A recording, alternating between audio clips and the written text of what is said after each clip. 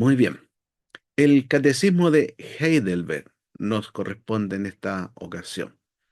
Ya me han llegado los cuestionarios con la tarea que corresponde ahora, los anteriores también, pero les motivo a que no se vayan poniendo más atrasados para que después al final tengan problemas, ¿no? Con tanta cosa que hacer y se preocupen más de hacer la carta al viejo Pascuero que terminar las tareas del curso, ¿no? Así que hay que ir cada semana dando un tiempito para leer y estudiar y realizar los cuestionarios, ¿ya? Bueno, la lección de hoy es una lección sencilla, no es muy extensa. A usted le correspondió leer el Catecismo de Heidelberg, que en su lectura es una lectura amena, grata, sin un tono eh, litigoso, ¿no es cierto?, sino más bien un tono más familiar, más amable, y que toca temas interesantes y que nos hacen pensar, y yo de esos voy a compartir tres, ¿no? Tres apartados de este catecismo para que lo conversemos y después vamos a tener un conversatorio con tres preguntas que les traigo para que allí compartamos todos nosotros.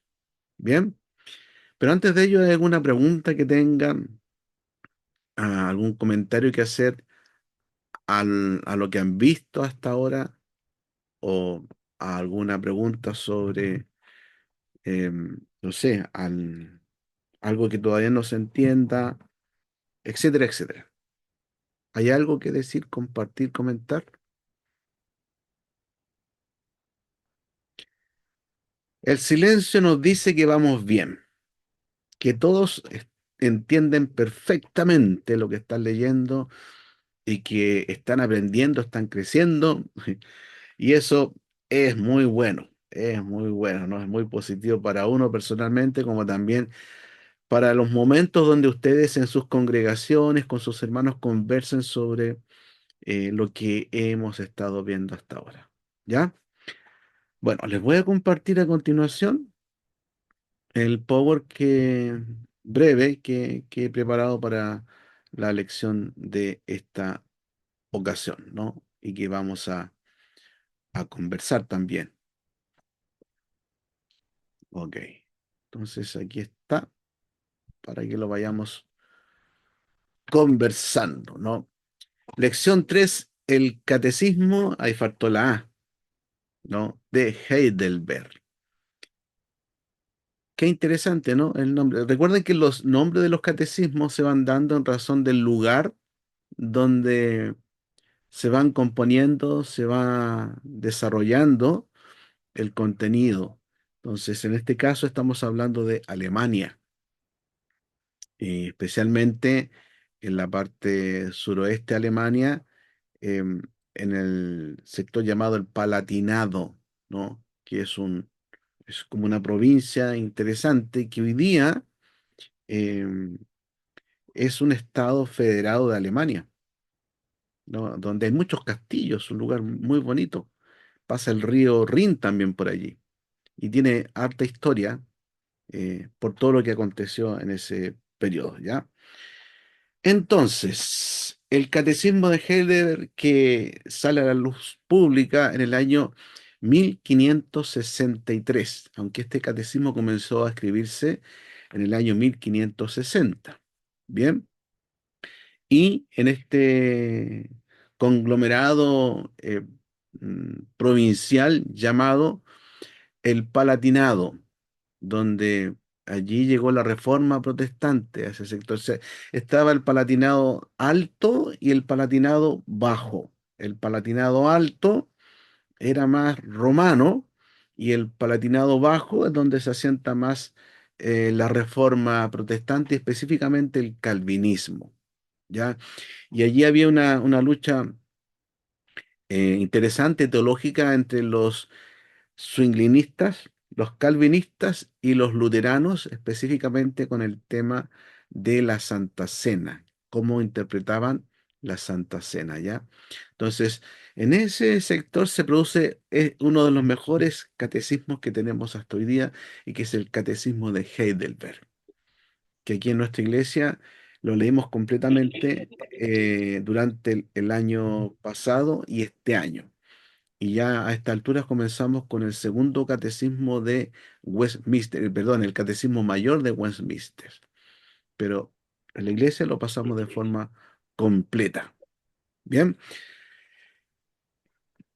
este catecismo tiene 80 preguntas, que la última pregunta, pregunta 80, la elaboró el príncipe Federico III, que la impuso allí, y que tiene un tono más bélico que las demás preguntas que son más amenas. Y está dividido en 52 semanas para hacerlo más pedagógico, ¿no? En las iglesias y en lo que son justamente los catecismos para que se apliquen a la enseñanza de jóvenes, a la enseñanza incluso de niños, ¿ya? Así que es interesante em, cómo este catecismo fue utilizado y cómo también brindó bastante ayuda para lo que es la enseñanza, ¿ok? El autor, Federico III, calvinista, el primer calvinista como príncipe alemán, mandó o solicitó a Zacarías Ursinus y Gaspar Oledianus la composición de este catecismo con el propósito de enseñarlo en los distintos órganos de ese entonces, específicamente en todo lo que tenía que ver con la educación cristiana, tanto en el hogar como en las instituciones públicas de ese entonces. ¿Ya? Entonces, Zacarías era más erudito y Gaspar era más elocuente en lo que él compartía. Entonces, ambos unen sus dones, podríamos decir, en este catecismo. Hay alguien que está con el micrófono abierto y se escucha el ruido. Ahí parece que ya está bien. Ok. Ya. Entonces, Zacarías y Gaspar confeccionan este catecismo en el año 1560, pero pasaron hasta el año 63, 1563, para que fuera publicado y ya oficialmente adoptado por esta provincia. Bien, se convirtió entonces en el catecismo oficial de la Iglesia Reformada Alemana en ese sector, no en toda Alemania, pero fue también muy amado, muy apreciado por los reformadores holandeses o de los Países Bajos, que también aprecian mucho este catecismo. Y un poquito de historia, ¿no? Durante la Guerra de los 30 años, que duró 30 años, ¿no? Por eso se llama Guerra de los 30 años, que surgió allá en el año 1618. Con esa guerra fue devastado el Palatinado, ¿no? Este sector, esta provincia, y muchos reformados de ese lugar huyeron, ¿no? Arrancaron, obviamente, por su vida y llevaron a distintos lugares este catecismo. Y uno de los lugares donde llegaron como peregrinos también fue a Pensilvania. Entonces empezó a difundirse y fue un catecismo que se tradujo a todos los idiomas de ese entonces de Europa. Y muy, muy conocido entonces, ¿no? Y muy, muy importante. Bueno, durante esta guerra murieron muchas personas, hubieron muchas destrucciones de castillos en ese sector entre romanos y protestantes, aparte de otros temas internos que iban sucediendo, y va a terminar con la famosa Paz de Westfalia en el año 1648. Y se va a, a mantener entonces al protestantismo dentro de Alemania como una fe que tiene sus beneficios y que ya no estaba en disputa con los romanos, ¿no? Pero iba a mantenerse cierta tensión también. Eso lo van a ver posteriormente ustedes en Historia del Cristianismo 3, ¿no? Ahora están con Historia del Cristianismo 1, así que no llegan aquí todavía. Pero como contexto de los catecismos y las confesiones, hay que acercarse un poquito a la historia de ese entonces. ¿Ya? Ok, esto lo pueden ver en la lección que corresponde a este curso, a este tema, con algunos otros elementos que es bueno tenerlos presentes. ¿Alguna pregunta de esto? No, solo un detalle que me llamó la atención, que eran las 80 preguntas, que en realidad son 129 dividido en 52 semanas, Claro, las que yo veo en el documento que nos envió. sí, sí, esta pregunta 80 es la que hace el, el príncipe, ¿no? El príncipe Federico III. Pero como tú dices bien, Dinko, son más de 80. Ahí dice 80 preguntas, no, hubo un error ahí.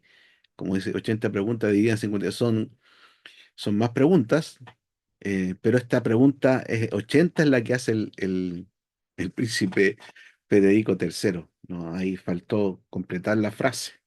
Pero bien, bueno ese alcance, hermano Dinko. Perfecto. Ok. Y ya lo dije eso.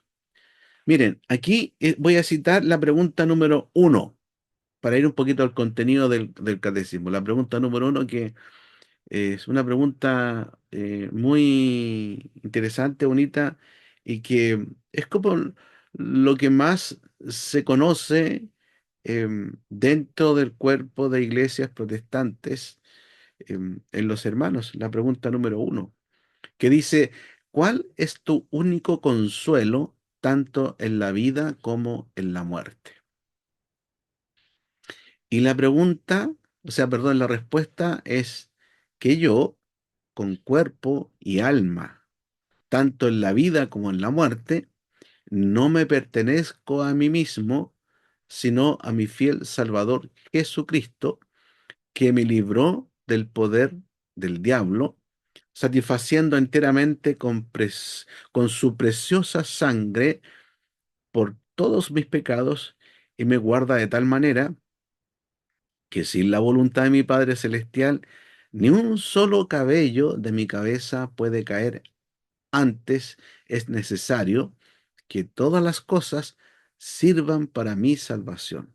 Por eso también me asegura, por su Espíritu Santo, la vida eterna y me hace pronto y aparejado para vivir en adelante según su santa voluntad.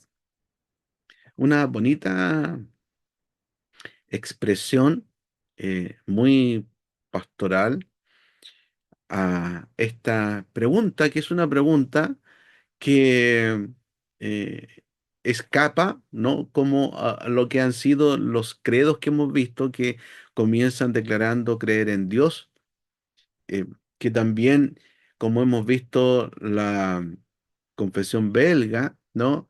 Y la escocesa, comienzan hablando también acerca de Dios, de la Biblia. Más que hacer una pregunta, comienzan dando fe de lo que están proponiendo.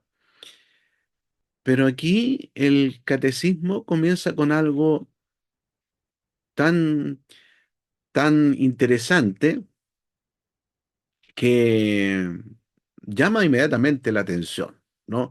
Porque hace esta pregunta como que está fuera de tono, ¿no? En cuanto a hacer una defensa de la fe, como es el propósito de los credos y también de las confesiones, pero aquí comienza con esta pregunta tan, tan humana, ¿no? Y tan real que nos llama a pensar, ¿no? ¿Cuál es tu único consuelo, tanto en la vida como en la muerte?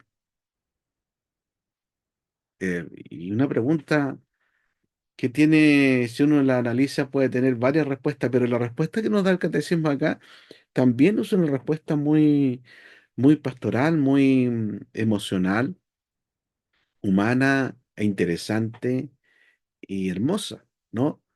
Porque dice que yo, una de las características de este catecismo es que pregunta con el tú, te pregunta a ti, no es personal, y responde como yo, va respondiendo yo, ¿no? En este caso dice que yo, con cuerpo y alma, es muy personal, ¿no? Que yo, con cuerpo y alma, tanto en la vida como en la muerte, no me pertenezco a mí mismo, sino a mi fiel Salvador Jesucristo. Oh, qué hermoso, qué bonito tener esa declaración, esa convicción, esa fe, como Pablo, que decía que para mí el vivir es Cristo y el morir es ganancia. ¿Qué les parece el inicio de este catecismo de Heidelberg?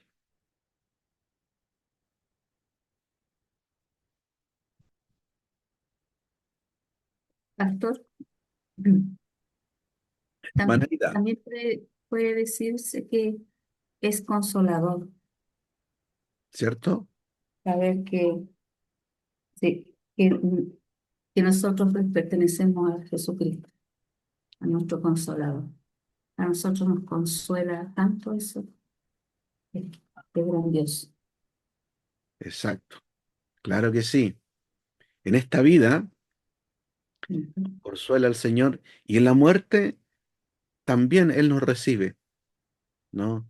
Eh, Porque nos plantea justamente el tema de la vida y de la muerte. ¿Cuál es nuestro enfoque? ¿Cuál es nuestra visión acerca de la vida y de la muerte? ¿Qué es para nosotros la vida y qué es la muerte? ¿No? Esta, podríamos decir, contraposición entre vida y muerte, esta dialéctica entre vida y muerte, esta paradoja entre vida y muerte. Tema sumamente humano y a la vez filosófico y teológico y bíblico, por supuesto. Entonces, nos llama a pensar en eso. Y de seguro cuando estos hermanos leían este catecismo y lo enseñaban a los niños, a los jóvenes, a las familias, y comenzaban, ¿no?, con este catecismo hablando acerca de esto, la vida y la muerte, porque en ese entonces el contexto para los protestantes era de una constante guerra, de una constante persecución, de no estar tranquilo, porque quién iba a liderar el imperio romano, quién iba a liderar esa provincia, podía ser un romano o un protestante. Si era un romano, estaban con muchos problemas. Si era un protestante, estaban más tranquilos. Pero igual así, eh, ante todo aquello que significaba para estos hermanos estar constantemente intranquilos por las persecuciones y por las guerras mismas que habían en ese periodo, ¿no? Esto los consolaba, como tú bien dices, Aida, saber que pertenecemos a Jesucristo, en esta vida y en la muerte, ¿no? Interesante, ¿eh? Como para meditar, porque más allá de un dogma teológico, habla más de algo humano, aunque también cristológico, pero es más humano, ¿no? Es más cercano, más familiar, más pastoral. ¿Alguien más quiere decir algo? A mí me gustaría leer la última línea, porque la tengo en otro documento y me gusta la redacción. Lo que aparece como la letra I en el documento que nos envió. Acá se lee, y me hace estar de todo corazón dispuesto y preparado a vivir para Él, sin dudas ni reservas. Mira, Y lo encontré muy bonito la manera que se redactó esto en vez de decir me hace pronto y aparejado para vivir en claro. adelante según la santa voluntad, Mm. es dispuesto y preparado a vivir para Él sin dudas ni reservas. Encontré muy Bueno, linda la manera de cierto. expresarlo. Claro, y ese es un punto interesante porque tanto este catecismo como los otros, las confesiones, las traducciones que tenemos al español, no todas tienen la misma traducción en cuanto al lenguaje que utilizan, ¿no? Como tú dices, hermano Dinko, en esa versión que tú tienes, así como hay versiones bíblicas, también hay versiones en cuanto a los catecismos y a las confesiones. Y claro, ese tono que uno puede ver en lo que tú has leído eh, eh, es de una certeza, es de una fe profunda en Cristo, ¿no? En cuanto a las promesas que hay detrás de todo esto, tanto en esta vida como en la muerte, ¿no? Así que, muy interesante. Ok, pero sigamos con Bueno, pastor, hermano Javier. sí, no, que antes no quería dejar de eso de que algo que me llamó mucho la atención. Por eso también me asegura por su Espíritu Santo la vida eterna Sí, y me hace pronto. Qué grande eso. Para mí, cuando leí aquí, qué grande eso. Me asegura la vida eterna por su Espíritu Santo y me hace to- pronto. Que esa seguridad que me entrega me hace pronto, o sea, me, me da aliento para seguir adelante. Para mí fue dentro de todo esto, aparte de todo el texto es hermoso, pero esta parte me hizo sentir muy mm, tocado. ciertamente, ¿no? Da ese consuelo. Da esa seguridad, da esa paz, da esa fe y esperanza que uno tiene en el Señor.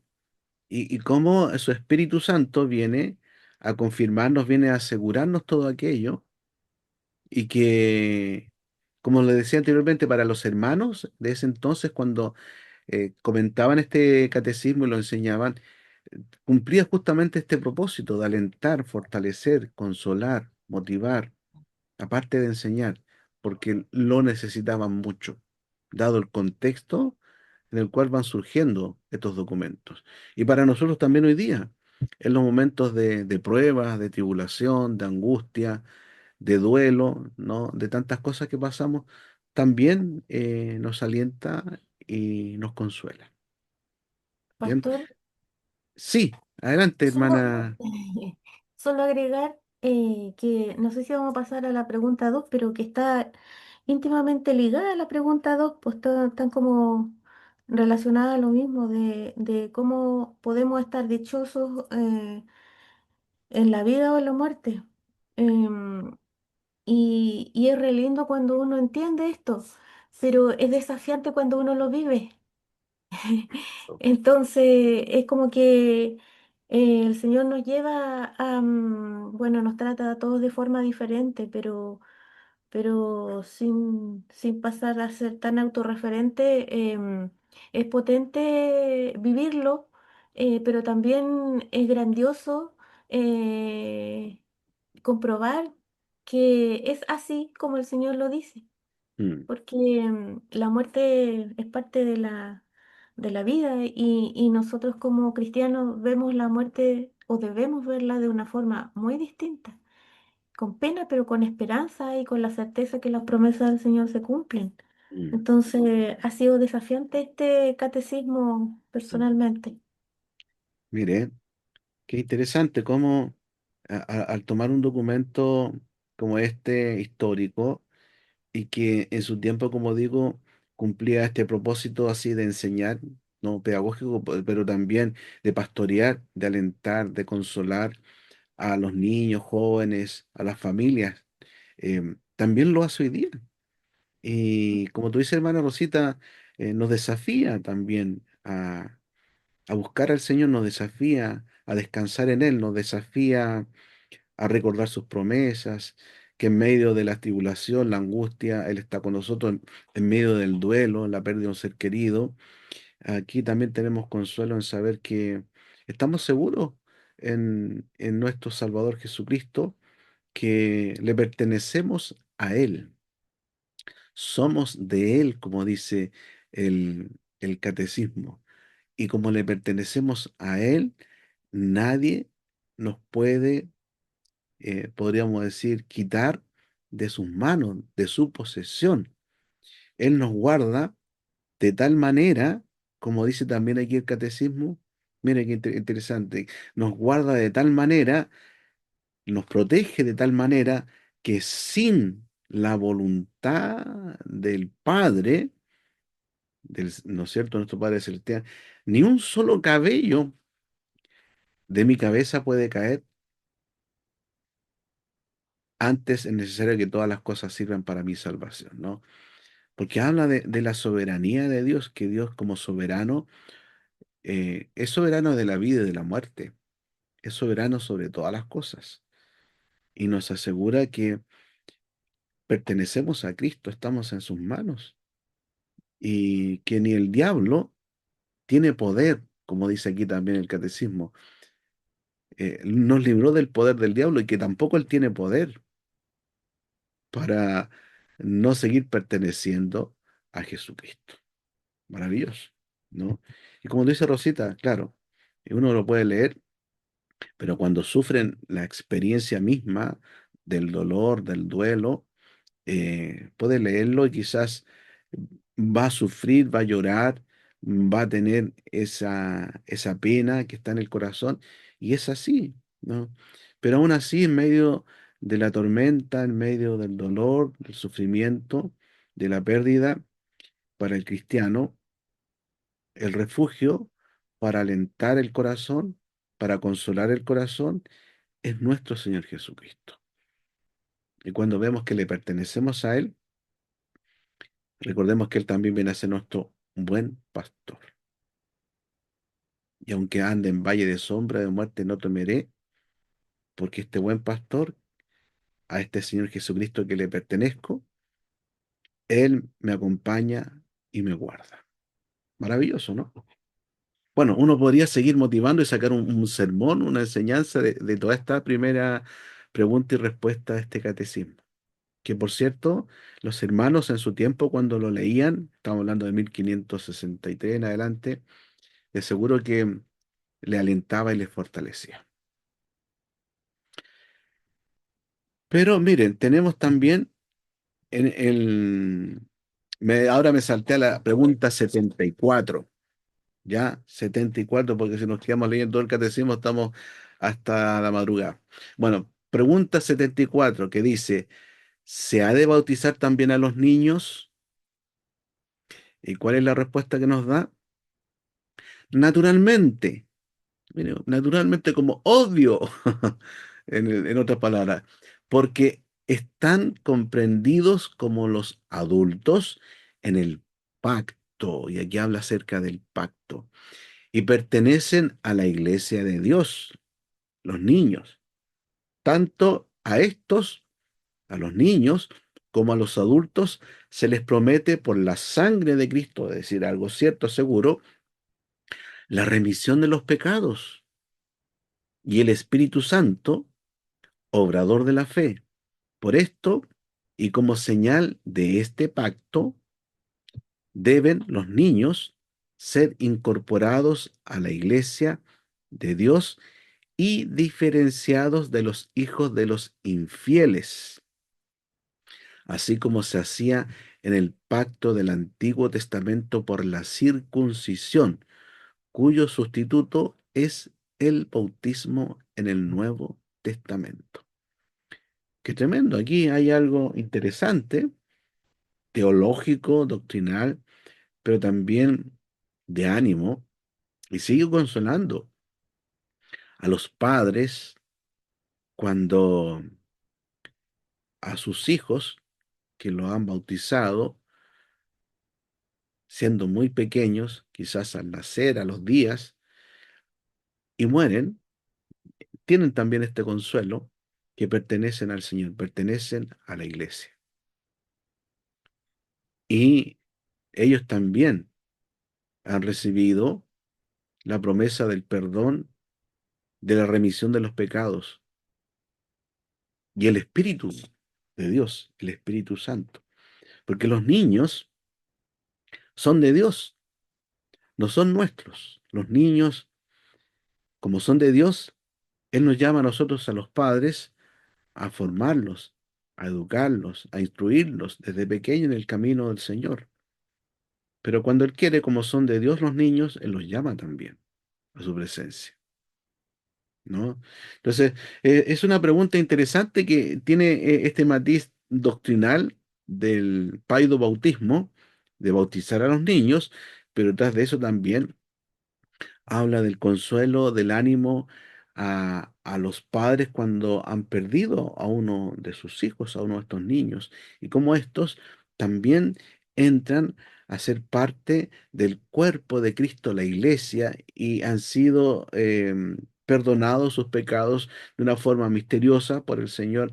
Y el Espíritu Santo ha obrado en ellos de una manera misteriosa, así como obró el Espíritu Santo de una manera misteriosa en María para que concediera al niño Jesús, así también el Espíritu Santo de una forma misteriosa obra en los niños cuando estos son muertos y que han recibido, porque acá el tema del bautismo lo pone también como una señal importante que hay que llevar a cabo en lo que es la responsabilidad de los padres cuando son llamados a bautizar a sus hijos.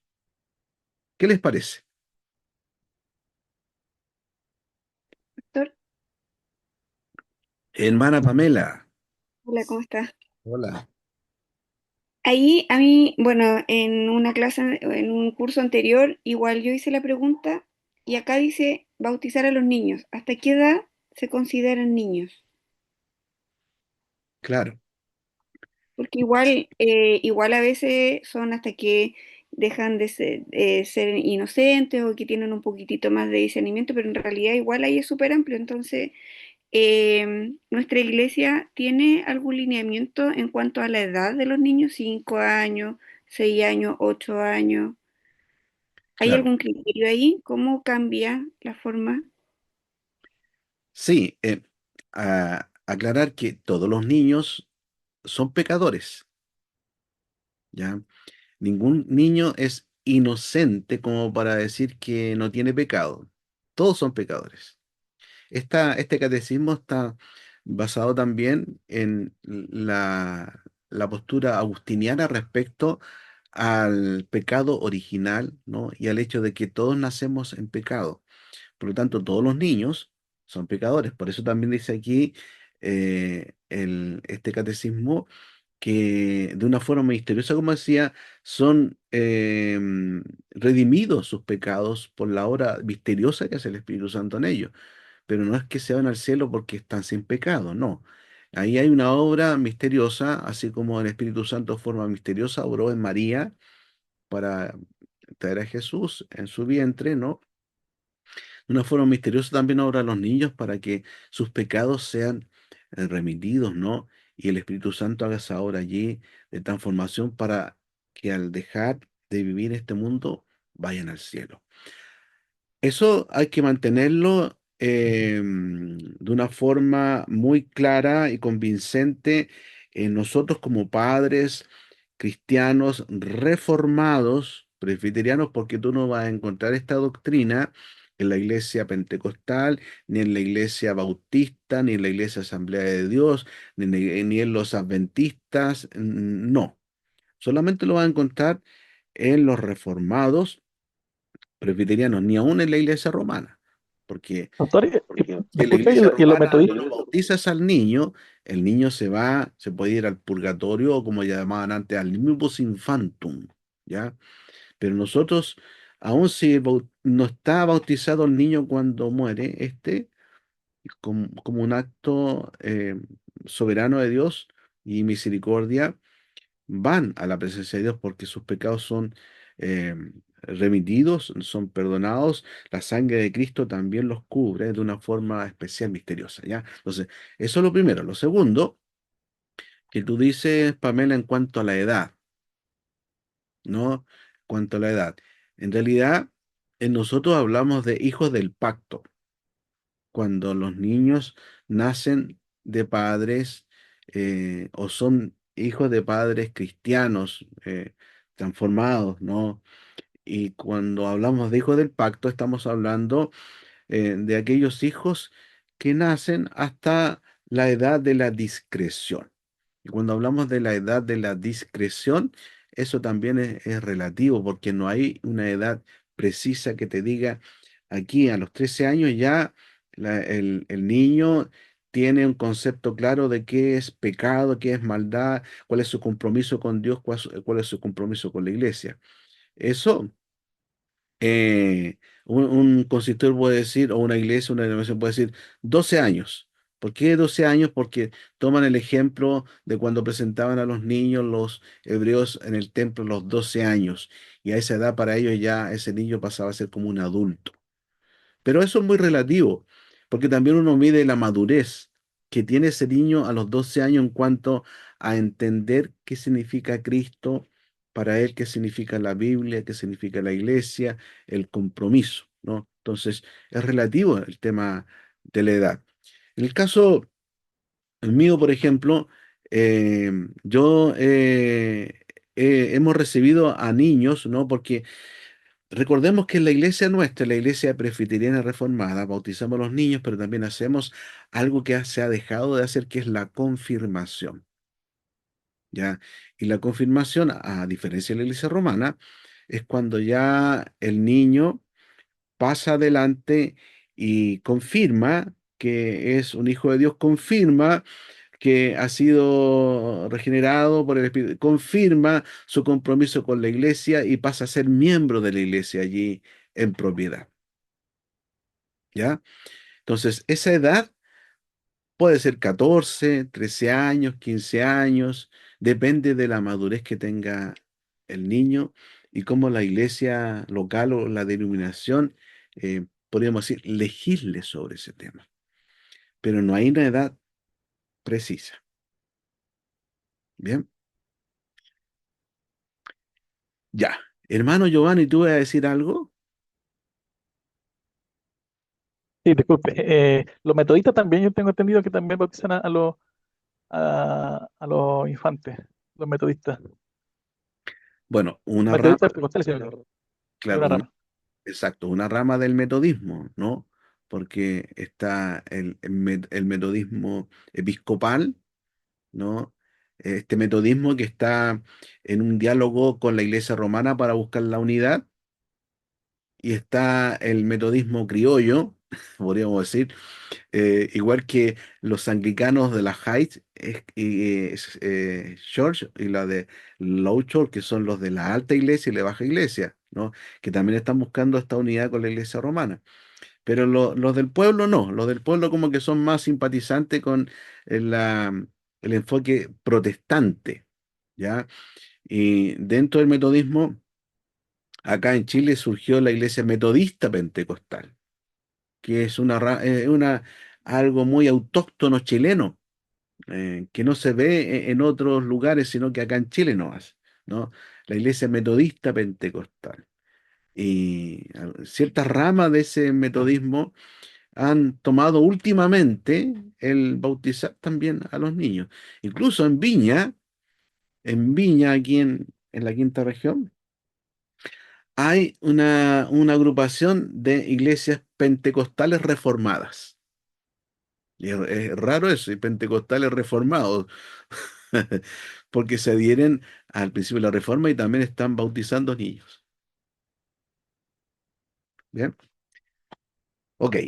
¿Alguien más quiere decir algo respecto a esta pregunta y respuesta del catecismo?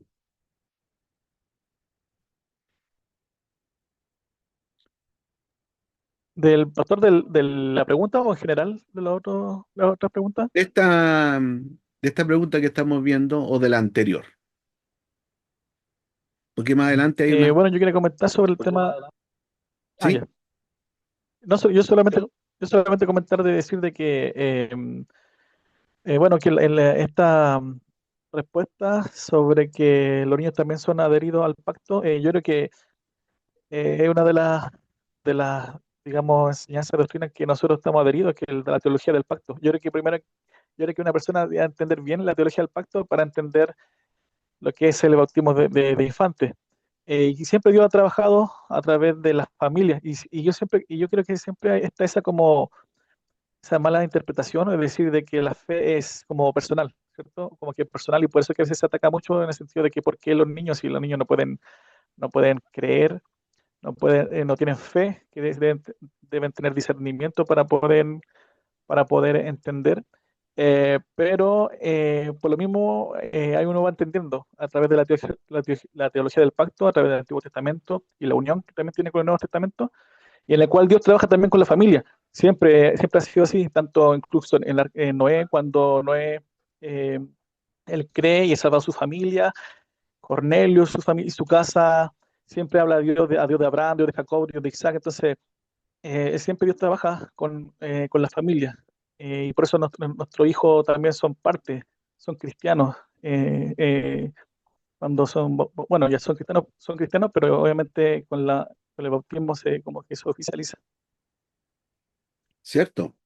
¿Cierto? ¿Saben que acá en Latinoamérica, en Chile, los misioneros que hubieron en las distintas iglesias, en la IMNA, por ejemplo, en la Presbiteriana de Chile, en la Evangélica, Presbiteriana y otras más, llegaban justamente con esa enseñanza y énfasis en decir la salvación es personal. La salvación es personal. Y era tan personal para los chilenos que la recibían que muchos de ellos comenzaban a aislarse, no participaban.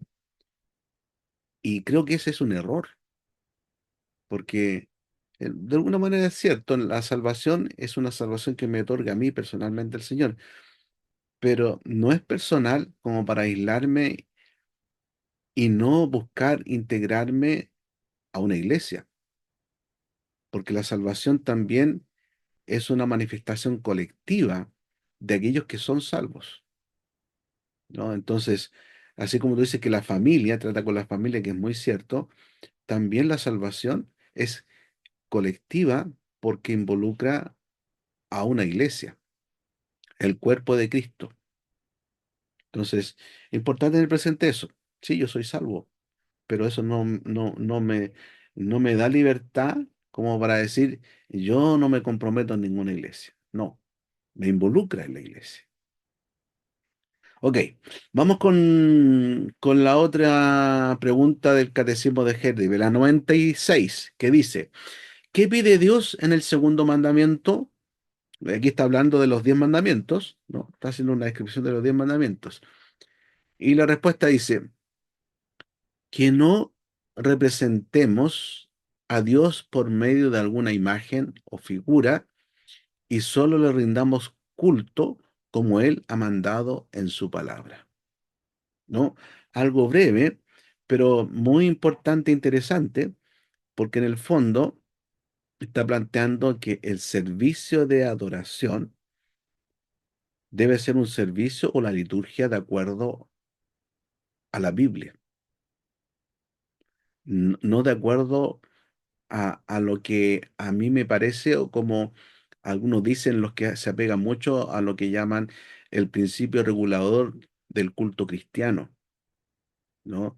Em, yo no me apego mucho a ese principio, que es un principio que nos llama a meditar a ver cómo está nuestra liturgia, si es una liturgia, es un servicio de adoración donde realmente estamos adorando a Dios así como Él lo describe y como Él pide en su palabra, o lo hacemos de una manera que nosotros inventamos o que nosotros imaginamos cómo debe ser, o buscamos elementos por aquí y por allá que no están de acuerdo a la palabra de Dios y dejamos de lado lo que la Biblia nos dice para llevar a cabo un servicio, porque hoy día hay muchas iglesias que se dicen ser también reformadas, pero tienen una liturgia que se diluye en lo que es la liturgia contemporánea, se diluye en lo que son las emociones actuales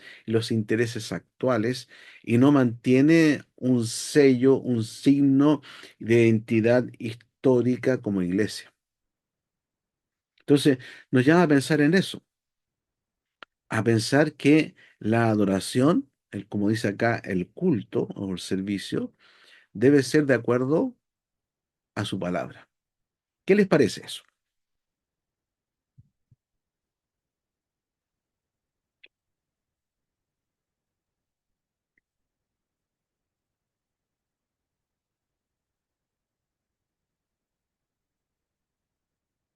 Bueno, aquí de inmediato echan por abajo a la iglesia romana, porque la iglesia romana tiene imágenes por todas partes, ¿no? Yo fui a conocer Templo Votivo Maipú, bonito, aquí grande, gigante. ¿Y quién está en el centro? No es Cristo, no es la Biblia, es una figura, es una imagen.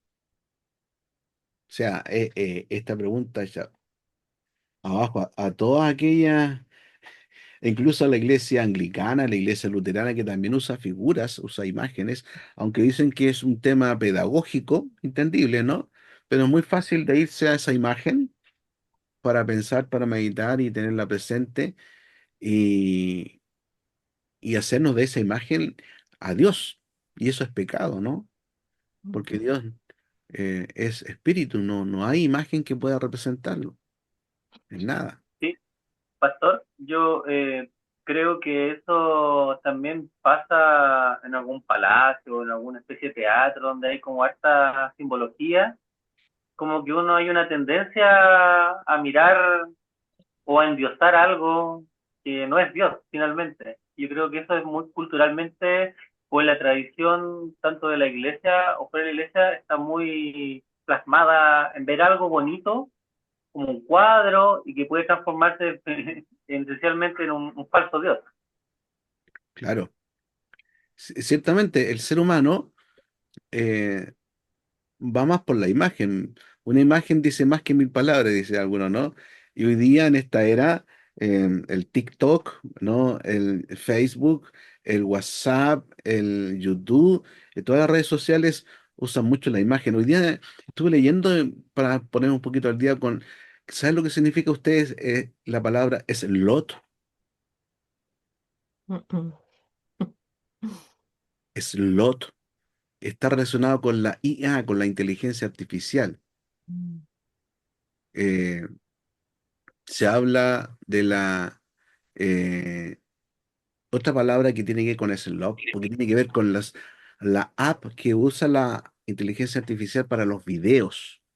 Como hoy día en la inteligencia artificial el tema de los videos o los slop, todas estas apps que tienen que ver con eso, están, pero las usa la empresa, lo usa la iglesia, lo usa todo para crear imágenes.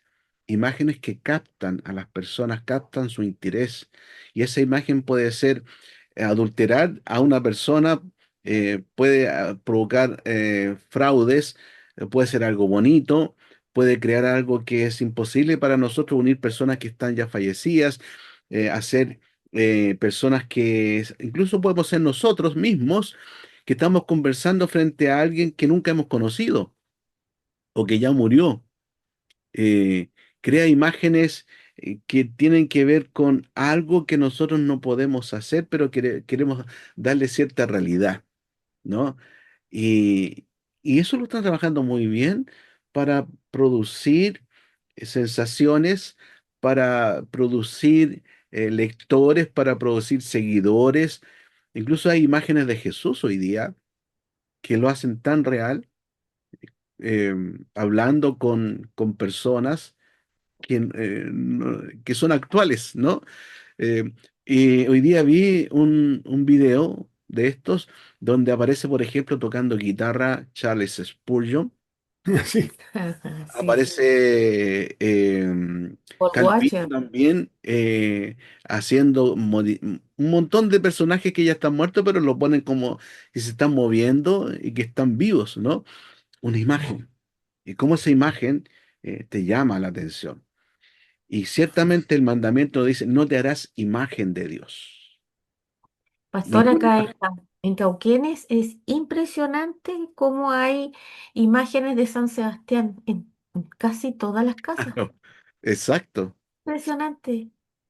Sí, porque la gente añora tener una imagen, algo que ver o que palpar para sentir que esa imagen o ese algo lo va a proteger, lo va a Sí. guardar.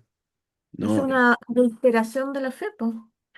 Totalmente, totalmente. Eh, yo he visitado muchas casas, muchos hogares en el sur, en el norte, de hermanos que van a la iglesia, pero tienen apegado a esta cultura eh, de las imágenes, ¿no? Que llama la atención, ¿no? Por ejemplo, he ido a casas de cristianos, hermanos, donde detrás de la puerta tienen una herradura, o, o tienen en la mesita unos elefantitos con billetes en la trompa. Y uno le pregunta, ¿y por qué tiene eso? Bueno, que esa imagen me trae suerte, ¿no? Esa imagen, etcétera, etcétera. Le otorga ciertos poderes a esas imágenes divinos que no lo tienen. Isaías dice que son imágenes huecas que no tienen ojo pero no ven, tienen boca pero no hablan, tienen oídos pero no escuchan, ¿no? Entonces, hay que tener cuidado con eso. Y en el servicio de adoración también. Porque hay iglesias reformadas presbiterianas que usan los cirios, usan velas, usan ciertos elementos figurativos para recordar que allí está Dios, cuando Dios no necesita eso. Los únicos símbolos que nosotros tenemos para representar la muerte de Cristo, pero que no representan a Dios o la forma de Dios son los elementos de la Santa Cena, el pan y el vino, que representan el cuerpo y la sangre de Cristo. Pero no son elementos para adorar, sino que son elementos que están significando algo, pero nada más que eso. En cambio, la iglesia romana tiene allí la hostia, si ustedes te fijas, allí al final en la iglesia. Y cada persona que pasa fuera de esa iglesia, ¿qué es lo que hace? Se persina, Sí. porque cree que allá está, en esa hostia, está realmente el cuerpo de Cristo. Y no es Pastor, así, ¿ya? Sí, hermano Javier. no es que me acordé ahora, hoy ya estuve leyendo un reportaje que me dejó bien pensando. Otra de que muchos científicos, con apoyo de estos grandes millonarios, sacaron supuestamente ellos ADN del manto que está aquí en Turín, Ah, que supuestamente sacado de las reliquias cristianas, ADN, y están formando la imagen de un Cristo. mm, Y le van a poner voz de tal forma de que muchos van a pensar que el mismo Cristo está hablándoles a ellos. Y los millonarios quieren, por el medio de esa imagen, mandar mensajes subliminares a la gente. claro, Me llamó mucho la atención, me acordé ahora que usted está hablando de imagen, que hoy día lo había leído y lo había visto, y fue impresionante ver cómo la ciencia está usando esta imagen para, incluso a los cristianos, desviarlo. claro. Y así como el manto de Turín, también están en lo mismo con lo que es que, con el clavo que crucificaron a Cristo y que está custodiado también en la iglesia, no recuerdo este momento el nombre, pero allá en Jerusalén. Y también lo mismo, ¿no? Entonces hay que tener cuidado con eso, ¿no? Mucho cuidado, que puedan hacer algo con esas cositas, con la ciencia. Recordemos lo que la misma Biblia dice y lo que mismo el Señor dice, que no hay que hacerse imagen de Él. ¿Ya? Perfecto. Bueno, yo les tenía preguntas, pero vamos a dejar las preguntas de lado, quizás las vamos a ver para la próxima clase, para que se estén preparando ya para la clase con el pastor David en cuanto a historia del cristianismo uno. ¿Ya? Lean el catecismo de Heidelberg, repásenlo, medítenlo, junto con la próxima sesión que nos toca y que corresponde. Miren, este catecismo es tan interesante que toca temas, así como hemos visto, pastorales, de cercanía, de consuelo, que llaman la atención. Y termina con la pregunta, ¿qué significa la palabra amén? ¿No? Porque es muy práctico, es muy pastoral, es muy bonito, ¿no? Y alentador. Léalo, repásenlo. Y ya la próxima semana vamos a ver la segunda confesión helvética, otro documento interesante eh, que nos va a llevar a meditar en temas que ya están dentro de este catecismo menor, pero con un enfoque algo distinto y en algunos que son similares. Bien. Y recuerden su tarea, ¿no? Que no es un cuestionario, es un resumen, tiene que ser un resumen de qué es lo que más le llamó la atención en este caso del catecismo de Heidelberg y de lo que hemos visto anteriormente, y de igual manera con la segunda confesión helvética que viene a continuación. Bien, ok, ¿hay alguna pregunta antes de finalizar? ¿Algún comentario final? Estuvo muy buena la clase, pastor. Interesante. Sí, interesantes son estos documentos y qué bueno que los estemos conociendo, ¿no?